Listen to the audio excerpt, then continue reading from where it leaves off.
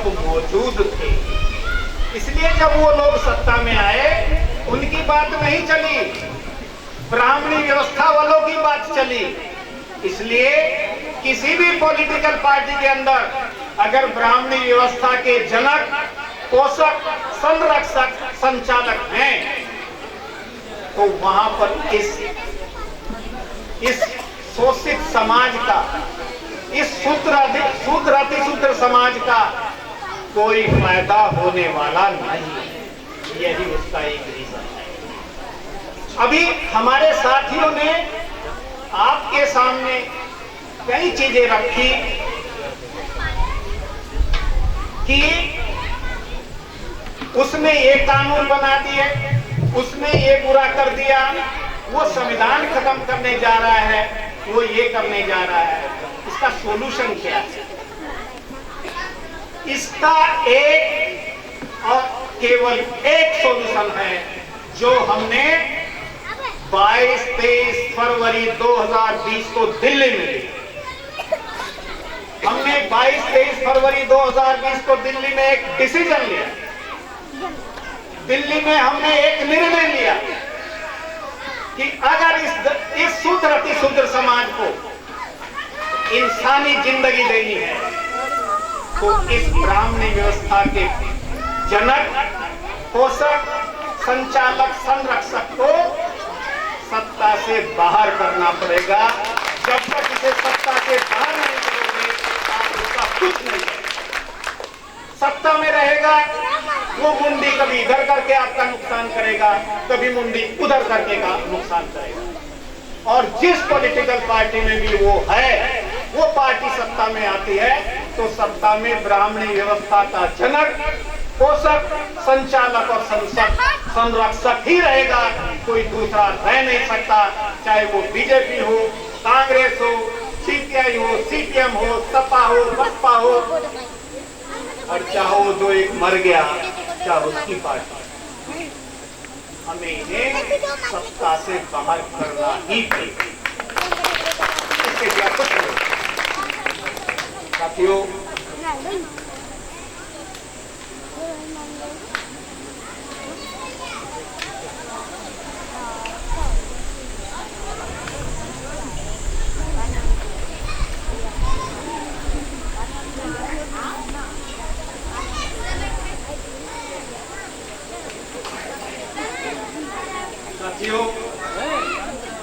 आज हम एक विचित्र भाव पे इस देश के अंदर इंसानों को भिखारी बनाया जाए। ये ना तो इंसानों के हक में है, ना इस देश के हक में। बाबा साहब अम्बेडकर ने जब इस देश का संविधान सौंपा, इस देश को सौंपा, उन्होंने एक बात कहा कि भारत देश के अंदर से इस सामाजिक और आर्थिक गैर बराबरी को हमें जल्दी से जल्दी दूर करना होगा, अन्यथा इस देश का प्रजातंत्र खतरे में आ जाएगा। बाबा साहब ने जो बात 26 नवंबर 1949, 26 नवंबर 1949 को बात कही, बात आज वो सही से। इस सामाजिक आर्थिक गैर बराबरी की वजह से इस देश के अंदर दो तबका पैदा हो गया। एक तबका वो जो वोट अपनी वोट बेचने के लिए मजबूर है। वो क्या समझता है, इलेक्शन आता है, अगर मैं अपनी वोट बेच दूं तो मेरे बच्चों का एक हफ्ते का खाने का इंतजाम हो जाएगा। एक दूसरा तबका पैदा हो गया जो वोट खरीदने के लिए सक्षम है, और उसी में से एक तबका ऐसा पैदा हो गया जो चुने हुए प्रतिनिधियों को भी खरीदने के लिए सक्षम है। तो जब वोट बेचा जा रहा है, वोट खरीदा जा रहा है, चुने हुए प्रतिनिधियों को खरीदा जा रहा है, तो भाई प्रजातंत्र कहां बचा है? तो बाबा साहब ने ये कहा था कि ये प्रजातंत्र समाप्त हो जाएगा, प्रजातंत्र को खतरा है, इसलिए सामाजिक बराबरी गैर बराबरी को हमने जल्दी से जल्दी दूर किया। सामाजिक गैर बराबरी आप दो घटना तो देख सकते हैं।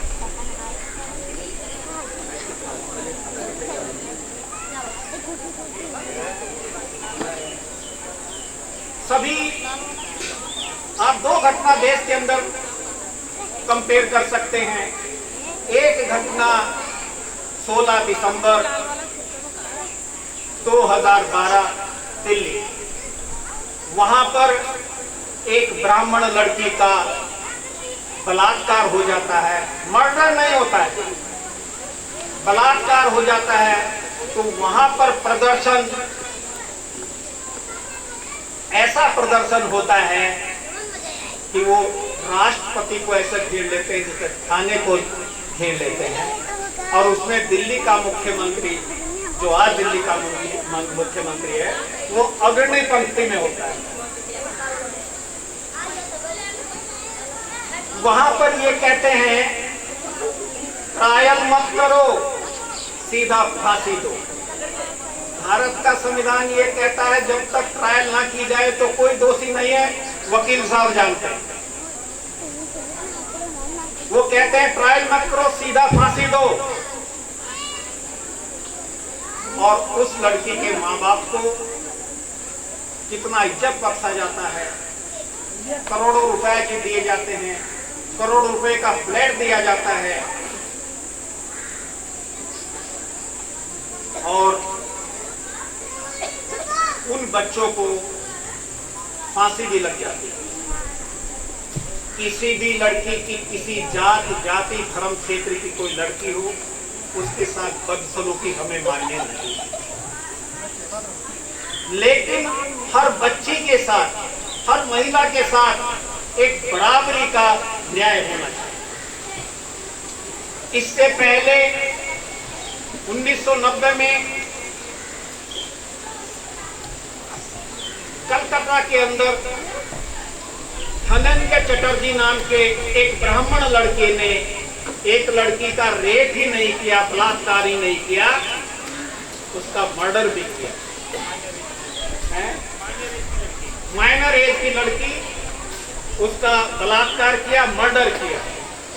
1990 में जब राष्ट्रपति ने भी उसकी फांसी रोक दिया, तो इस देश के अंदर चारों तरफ, पूरे देश के अंदर आंदोलन होने लगे, फांसी मत दो, क्योंकि दुनिया सभ्य हो गई है और सभ्य समाज में फांसी नहीं होनी चाहिए।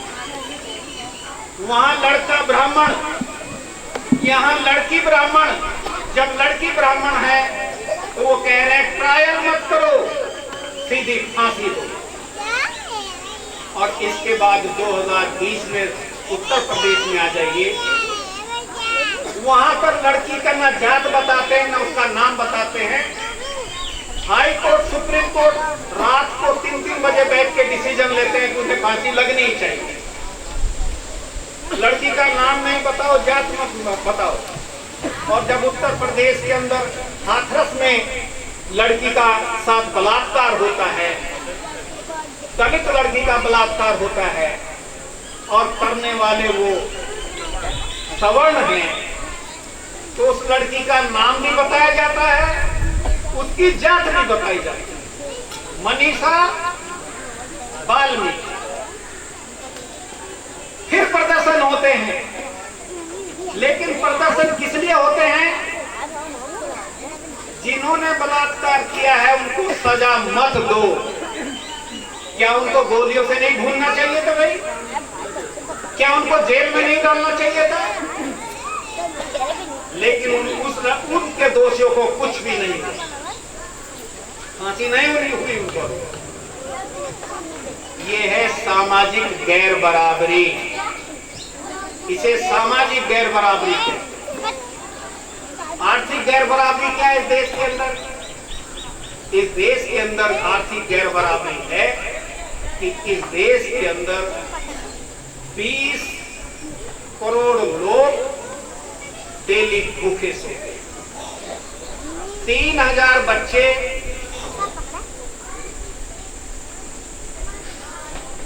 भूखे मर जाते हैं, भूख से मर जाते हैं, कुपोषण से मर जाते हैं। 30% बच्चे कुपोषण के शिकार हैं। कौन है भाई ये लोग जो 20 करोड़ लोग भूखे सो जाते हैं? 3000 बच्चे जो मर जाते हैं कौन लोग हैं? वो हमारे समाज के, वो सवर्ण नहीं है। यहाँ पर 1% लोगों के हाथ में 57.7% संपत्ति है। और सबसे घातक क्या है कि सामाजिक व्यवस्था के अनुसार जो लोग सबसे नीचे हैं उन 10% लोगों के पास 0.2% संपत्ति, ऊपर के 10% लोगों के पास 0.4% संपत्ति है और 50% लोगों के पास वो 4.47% संपत्ति है। ये देश की आर्थिक स्थिति क्यों है भाई? वो आर्थिक स्थिति कारण वही है कि वहां पर जो ब्राह्मणी व्यवस्था है उसके पोषक, जनक, प्रचारक, संरक्षक सत्ता में। तो साथियों, ये जो इसका जो गैर बराबरी का चेहरा आपने अभी अभी देखा और भयानक चेहरा। जब लॉकडाउन लगा इस देश के अंदर, तो लॉकडाउन लगने से पहले जो सत्ताधारी लोग हैं उन्होंने अपने समाज के लोगों को, जिन्हें देश के कंस्ट्रक्शन में कोई जिनकी भागीदारी नहीं है, देश के कंस्ट्रक्शन में जिनकी कोई भागीदारी नहीं है, जो विदेशों में हैं, वो स्टूडेंट, वो काम करने वाले लोग, वहां पर हवाई जहाज को भेजकर जनवरी फरवरी तक सब लोगों को बुला लिया और इसके बाद लॉकडाउन मार्च में लगा दिया। और इस गैर बराबरी के शिकार, इस गैर बराबरी के शिकार 38 करोड़ माइग्रेंट लेबर, क्या बोलते हैं माइग्रेंट लेबर को? प्रवासी मजदूर, जो हमारे इधर ईस्टर्न से, उड़ीसा से, बिहार से, जो दूसरे राज्यों में गए हुए हैं, वो रोड पे छोड़ दिए गए। जिस फैक्ट्री में काम करते हो फैक्ट्री बंद, उस फैक्ट्री वाले के पास उनका पैसा, वो पैसा जब जहां वो रहते थे वहां से निकाल दिए गए, वो सड़क पे आ गए। खाना नहीं, जेब में पैसा नहीं और बीमारी का कोई ठिकाना नहीं।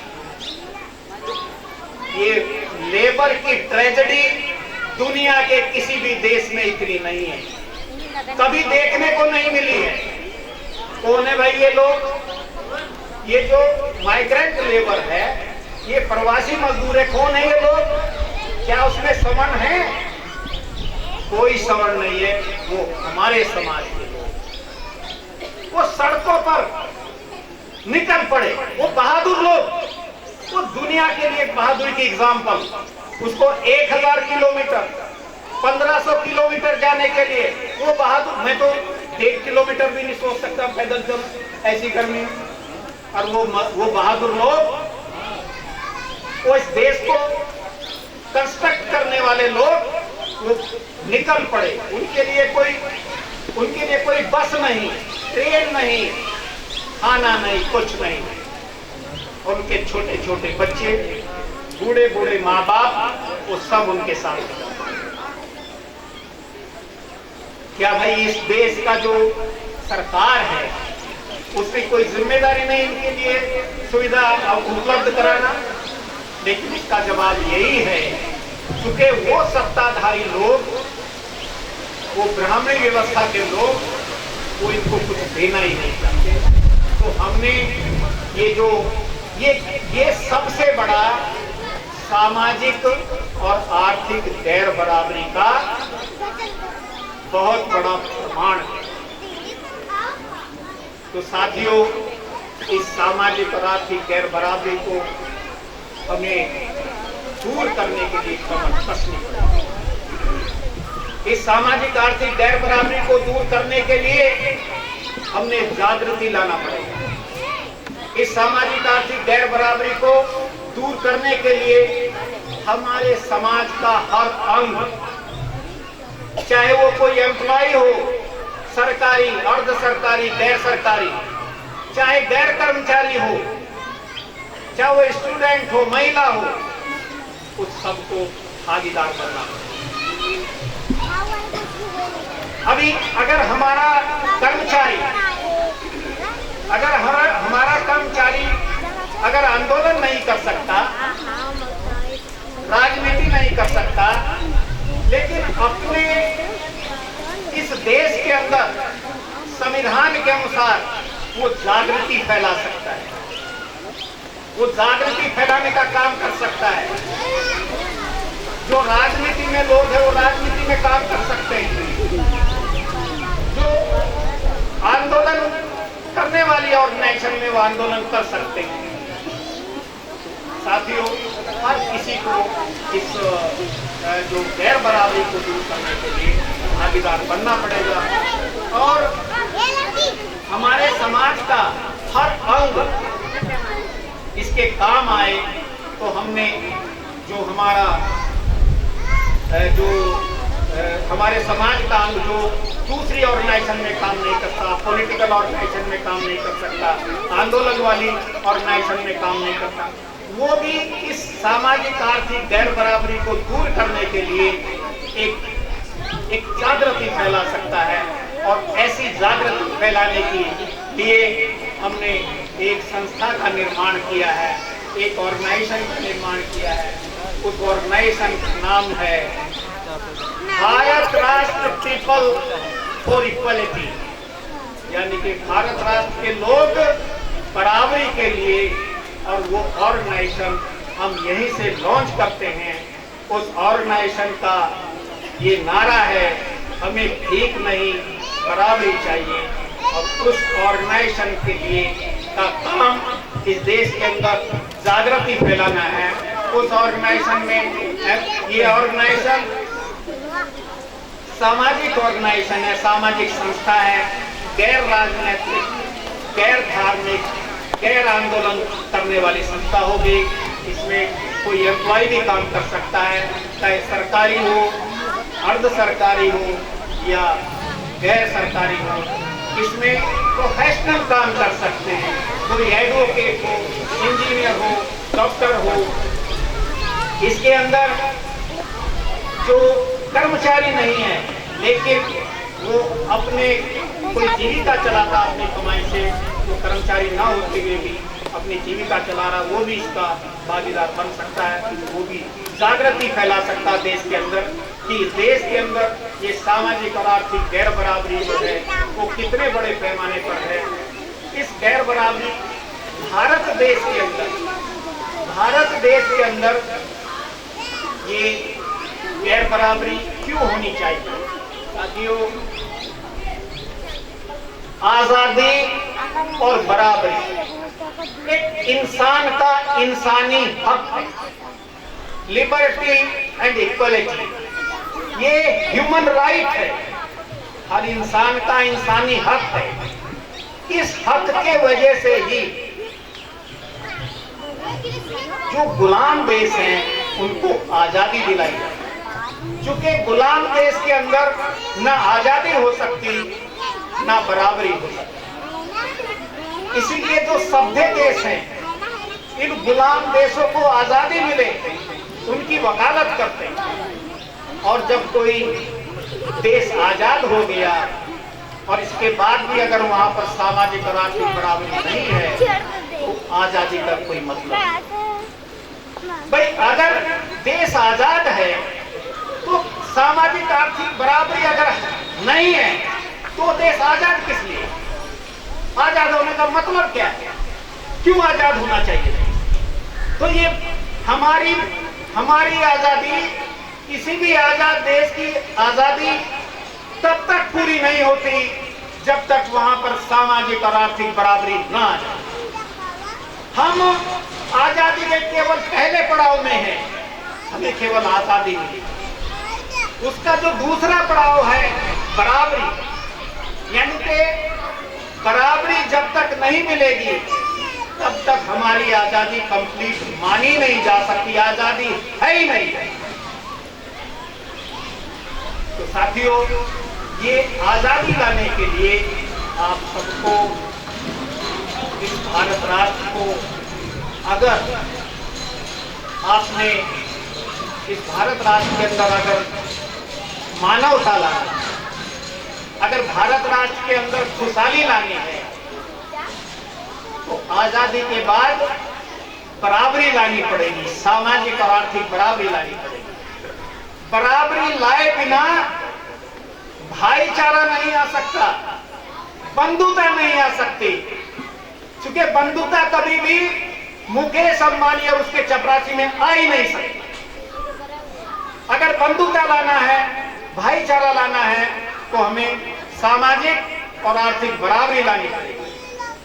और जब तक बंधुता नहीं आएगी, मानवता नहीं आ सकती। और जब मानवता देश के अंदर जब तक नहीं आएगी, देश खुशहाल नहीं हो सकता। हमें इस भारत राष्ट्र को केवल विकसित राष्ट्र नहीं बनाना, हमें ऐसा विकसित राष्ट्र बनाना है जहां पर मानवता हो, जहां पर लोगों के बीच में खुशहाली हो।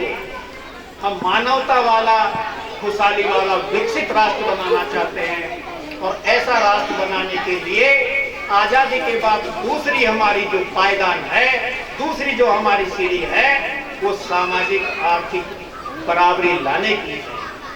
और इस सामाजिक आर्थिक बनाने के लिए ये ऑर्गेनाइजेशन कटिबद्ध है। हमने ठान लिया है इस देश के अंदर, हम इस देश के अंदर सामाजिक आर्थिक बराबरी लाएंगे। और हमारे समाज के जितने भी अंग हैं, वो सब अंग इसके अंदर काम कर सकते हैं। और किसी ऑर्गेनाइजेशन को आज हम भारत राष्ट्र की फॉर इक्वलिटी BPFA, यानी कि भारत राष्ट्र के लोग बराबरी के लिए भीख नहीं, बराबरी चाहिए, ये हमारा हक है। इसकी अध्यक्षता इस देश के अंदर इसके राष्ट्रीय अध्यक्ष माननीय SP आर्या साहब होंगे। और SP आर्या साहब की अध्यक्षता में ये ऑर्गेनाइजेशन काम करेगी। और इस ऑर्गेनाइजेशन के लिए हमने पम्पलेट बनाए हैं और इसको आपके बीच में हमारे कार्यकर्ता बांटेंगे। इसी के साथ आप सब लोग इस ऑर्गेनाइजेशन के साथ मिलकर, ये ऑर्गेनाइजेशन, ये संस्था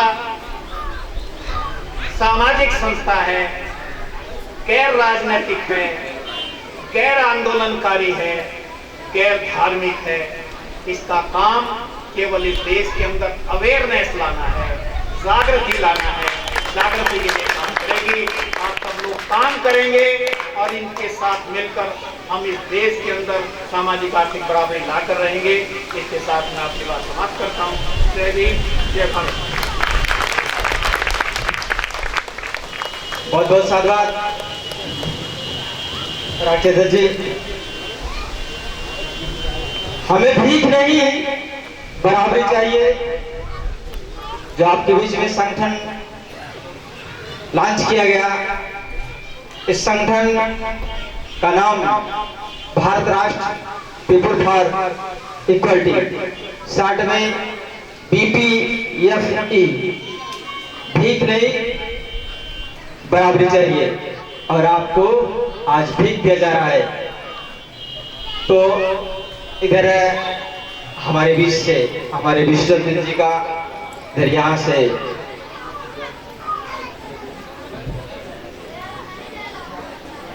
प्रस्थान करेंगे आपके बीच से मानवर शेषराज कुमार साहब। आपका जोरदार तालियों के स्वागत, तहे से आभार। आप इधर सहारनपुर की पावन से करके इस कार्यक्रम में शिरकत किए। मानवर राकेश भट्ट साहब, आप सर जी का छोड़ने का काम करेंगे।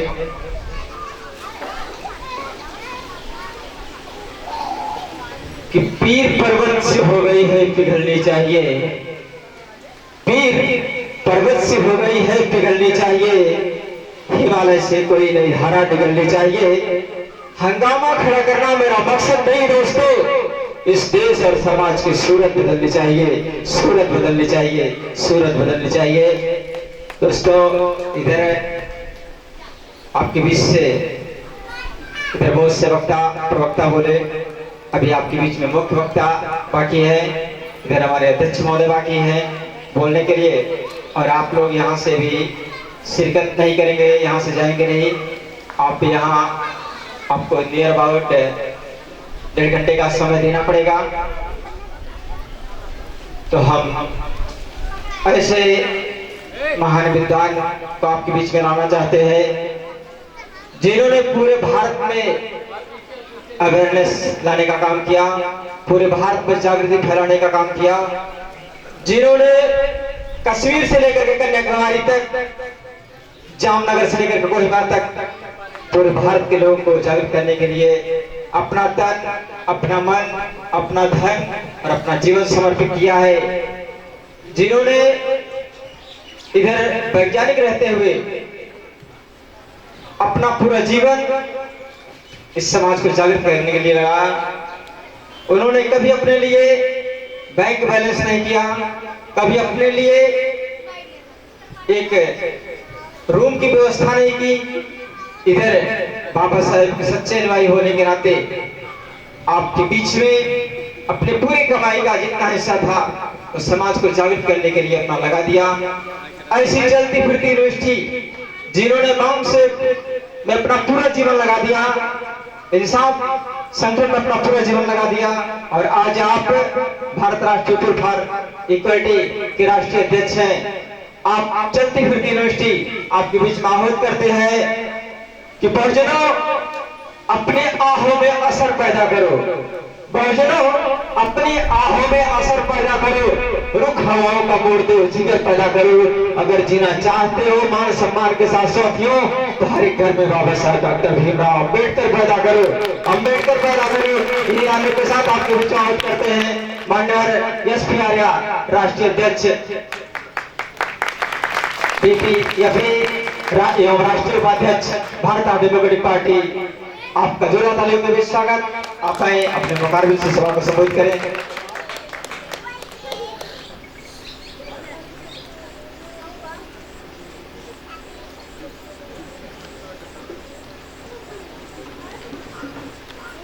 आज की इस सभा के सम्मानित सभापति, भारत राष्ट्र डेमोक्रेटिक पार्टी के वाराणसी मंडल के अध्यक्ष मनोहर जितेंद्र बौद्ध जी, हमारे बीजेपी के राष्ट्रीय अध्यक्ष मनोहर ईश्वर सिंह जी, मंच पर बैठे हुए हमारे सभी सम्मानित पदाधिकारीगण, मंच के संचालक डॉक्टर जितेंद्र बौद्ध जी, और इधर इस पंडाल में बैठे हुए हमारे सभी माताएं, बहनें, बेटियां और हमारे बहादुर साथियों, प्यारे बच्चों, आपने ये समय दिया है तो इसका कुछ मकसद होना चाहिए, केवल सुनने के लिए नहीं, या ये कोई मनोरंजन का साधन नहीं है, एक कमिटमेंट का एक जरिया है कि हम अपने समाज के लिए कुछ करना चाहते हैं।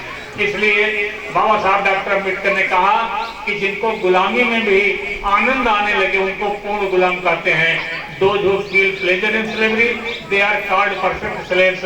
हमको परफेक्ट स्लेव की तरह ये नहीं कि हमें हमारे साथ में जानवरों जैसा बर्ताव भी होता रहे और हम उसमें प्रसन्न भी महसूस करें, ऐसा जानवर कर सकता है, इंसान शायद नहीं कर सकता है। ये बाबा साहब डॉक्टर अम्बेडकर ने संदेश दिया है। इसलिए हमारा एक कर्तव्य इंसान होने के नाते बनना चाहिए कि अभी हमें इस देश में अगर ये आजाद